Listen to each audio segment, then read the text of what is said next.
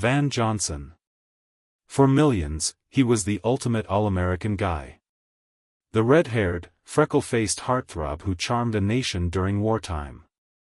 MGM branded him as the boy next door, the very face of optimism.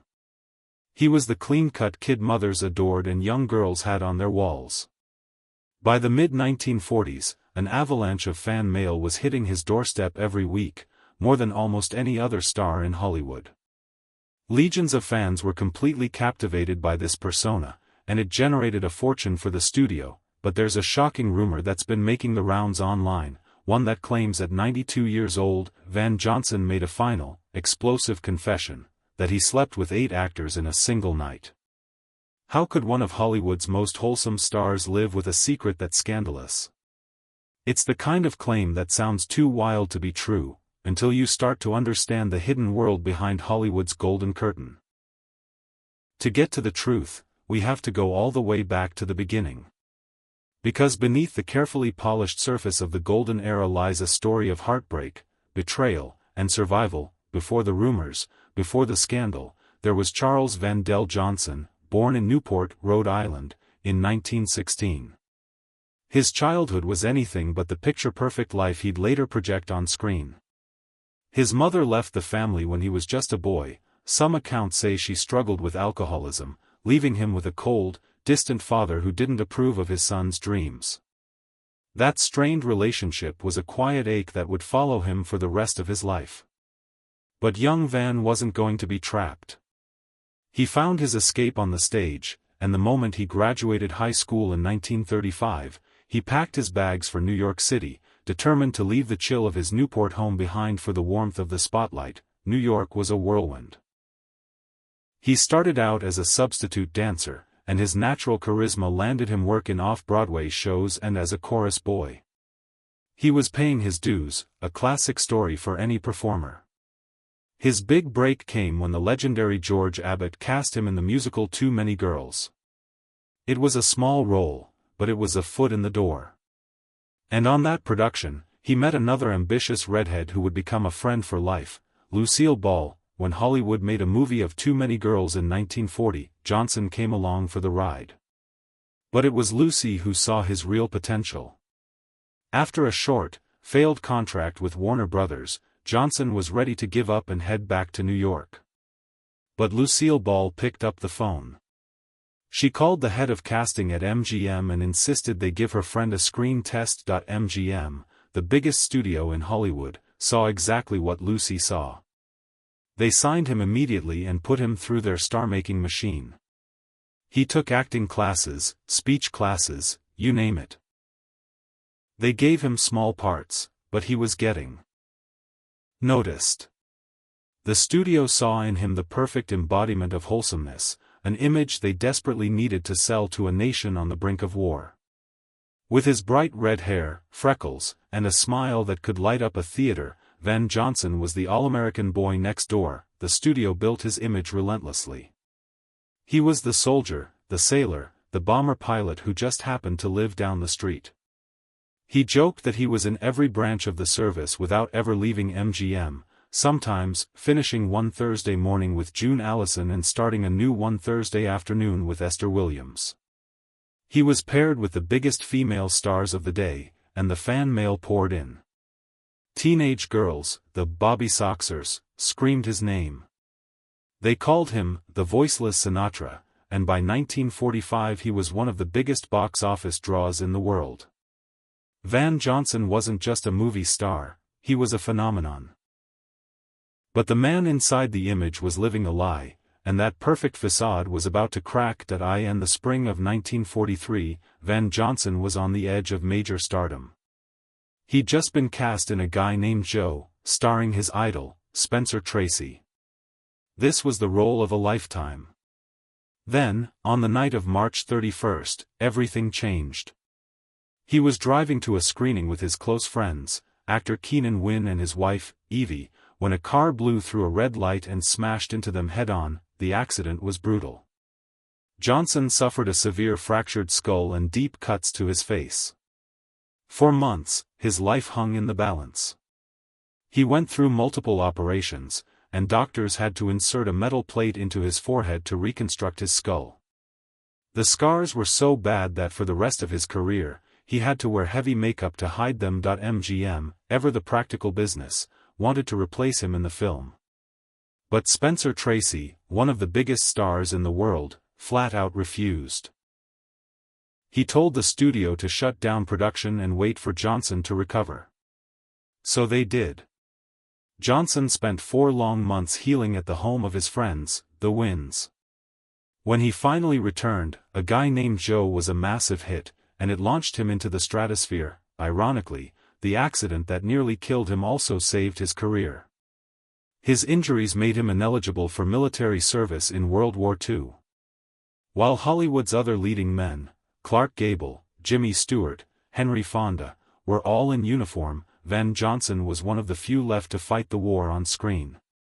The Fan magazine spun stories of his tragic heroism, and the public's affection for him grew even deeper. He wasn't just the boy next door, he was the boy next door who had survived, but behind the scenes, a different drama was unfolding. The Hollywood studio system was all about control. Studios didn't just employ actors, they owned them. Their contracts had strict morality clauses, giving them the power to dictate a star's private life, who they could date, where they could go, how they had to act. It wasn't about art, it was about protecting a product, and Van Johnson's all-American image had a secret that the studio saw as a disaster.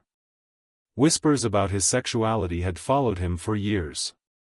In an era of intense social pressure known as the Lavender Scare, even a rumor of being gay could end a career. The head of the studio, Louis B. Mayer, who ruled his kingdom with an iron fist, knew he had to crush any potential scandal. The studio's solution was as old as Hollywood itself: arrange a marriage. But Johnson reportedly wasn't having it. When pushed, he allegedly said there was only one woman he'd ever consider marrying, Evie Wynn, the wife of his best friend, Keenan Wynn. The story of how this happened is a chilling example of the studio's power. According to Evie's own son, the marriage was completely engineered by MGM. He has claimed that Louis B. Mayer essentially pressured his mother into it, telling her that unless she divorced Keenan and married Johnson, he would kill her husband's career by not renewing his contract. They needed their big star to be married to quell rumors about his sexual preferences, her son wrote, and unfortunately, I was, the only woman he would marry. Keenan and Evie, whose own marriage was already on the rocks, agreed. On January 25, 1947, just hours after her divorce from Keenan Wynn was finalized, Evie married Van Johnson in Mexico. The public was shocked. Many of his fans, especially the Bobby Soxers, felt betrayed. Marrying his best friend's wife and becoming a stepfather to her 2 sons overnight shattered his squeaky clean image. His fan mail dropped off.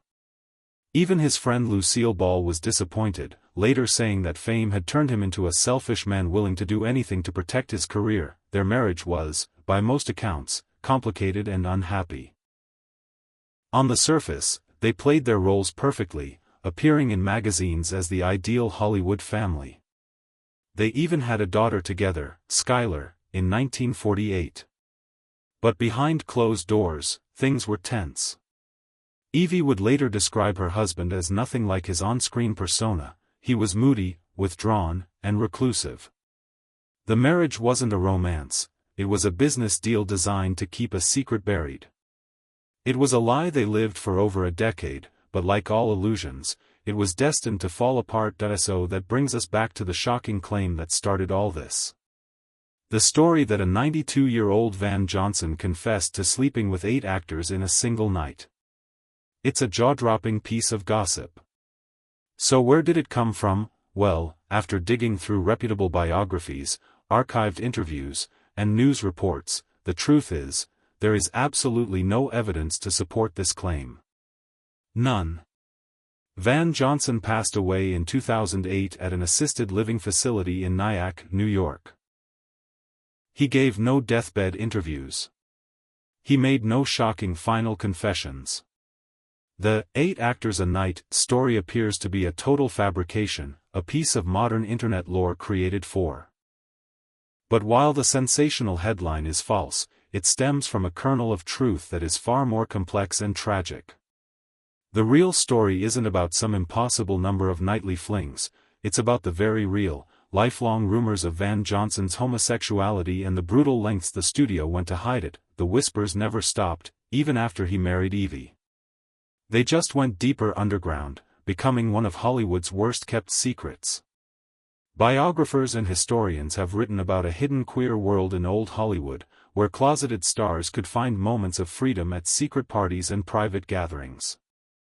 Many suggest that Van Johnson was a well-known figure in this world, the illusion of his marriage finally shattered in the early 1960s.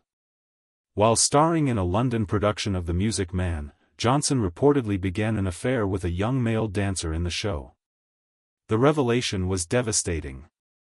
His stepson, Ned Wynn, later stated it plainly: he left her for a man. A boy, really? He's the lead boy dancer. That one sentence confirmed decades of speculation. The fallout was huge. Van and Evie separated in 1961, and their divorce, which Johnson called the ugliest divorce in Hollywood history, was finalized in 1968. The strain fractured his family completely. His relationship with his own daughter, Skylar, became so distant that they were estranged at the time of his death. So what does the 8 actors rumor really mean? It's best understood as a grotesque caricature of a painful reality. It's a myth that took root because we're fascinated by the contrast between a star's public image and their private self. The real scandal wasn't some fictional confession. The real scandal was a system that forced a man to marry his best friend's wife to protect his career. The real tragedy was a father who lost his daughter and a man who had to perform cheerfulness for the world while feeling morose and withdrawn in private. The 8 Actors a Night story is a ghost, but it was born from the very real specter of a life lived in the shadows. In the end, Van Johnson's story is a powerful cautionary tale about the price of the Hollywood dream. The man who died at 92 in a quiet town in New York was a world away from the freckle-faced boy next door MGM sold to the world. He retired from acting in the early 90s, leaving behind the pressure that had defined his life. In his later years, he returned to the stage, and in a move that seemed deeply personal, he took on the lead role in the musical La Cage aux Folles in 1985. He never publicly spoke about his sexuality. He never made a scandalous confession. He lived out his last years in solitude, one of the last great stars of Hollywood's golden age. The legacy he leaves behind is complicated. On screen, he's still the face of wartime optimism, an actor whose charm brought comfort to millions. And he was a more versatile actor than he got credit for, giving powerful performances in films like The Caine Mutiny once he was finally free from the cheery Van stereotype, but his life off-screen is a stark reminder of the brutal machine that ran Hollywood. The studio system created icons, but often at a devastating human cost. Van Johnson was a product of that system, a man forced to hide his own identity to become the star the world wanted. His arranged marriage, his broken family, and his private struggles all speak to the immense weight of keeping up a lifelong performance. The rumor about 8 Actors a Night is just modern gossip, but the real story is far more heartbreaking. It's not a tale of wild excess, but of quiet desperation. He was a man who, in the end, may have been one of the great casualties of the very dream factory that made him a star. What do you think about the power of the old studio system? Can you think of other stars who were forced to live a double life? Let us know your thoughts in the comments below. And if you're fascinated by the hidden stories of Hollywood's golden age, make sure to subscribe and hit that notification bell for more deep dives into the stars you thought you knew.